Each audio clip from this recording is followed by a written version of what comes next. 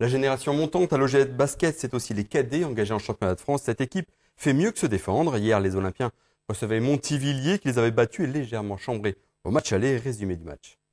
Il nous reste 4 matchs à la maison sur 5, je crois. Si on en gagne 2, on finira en poule haute, ce qui était quand même presque invraisemblable et incalculable en août. Bon, et puis après, ça nous laissera le temps de reconstruire une équipe pour l'année prochaine. Mais c'est vrai que ils ont été au-delà de nos attentes, autant dans la qualité que dans leur investissement. 1, 2, 3, ensemble! On peut comprendre la satisfaction d'Éric Bigotte. L'OGS ne s'est pas trompé en engageant son équipe cadette en championnat de France. Le pari peut être risqué pour certains en début de saison et est en passe d'être réussi. Dimanche, face à Montivilliers, les Olympiens 3e du classement à mi-parcours ont survolé les débats, dominant largement les Normands. L'OGS profite d'une bonne défense 1-3-1 pour s'échapper d'entrée. Les Saintois mènent 4-0 puis 10-4. Le Bouvier limite la casse pour Montivilliers dans la raquette. Valentin Bigotte fait croître l'avance saintoise, des locaux qui mettent 22-11 à la fin du premier quart. Montivilliers retrouve ensuite l'adresse, en même temps que l'OGS peine à rester sur le même tempo. Les Saintois ratent des paniers faciles mais se reprennent rapidement pour compter 14 longueurs d'avance à la mi-temps.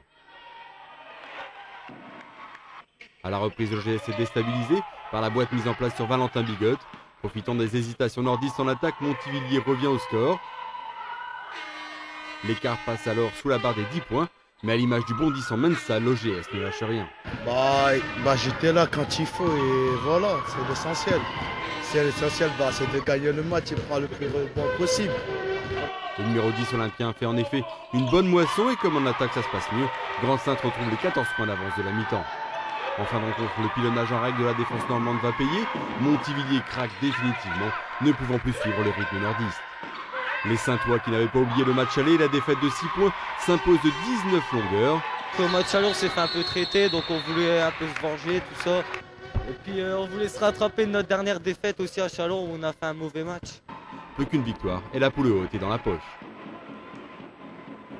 Alors dans les 3 autres rencontres, Nanterre est allé gagner à Calais 82-67, Mont-Saint-Aignan est revenu de Reims avec la victoire en poche 65-62. Enfin, large succès de Rouen sur Châlons en Champagne 99-58. Au classement, Nanterre est en tête avec 2 victoires d'avance sur Rouen, Grande-Sainte est 3e en compagnie de Mont-Saint-Aignan. Voilà donc les 4 équipes potentiellement qualifiées pour la poule haute. Et derrière, on trouve dans l'ordre Calais, Montivilliers, Châlons et Reims.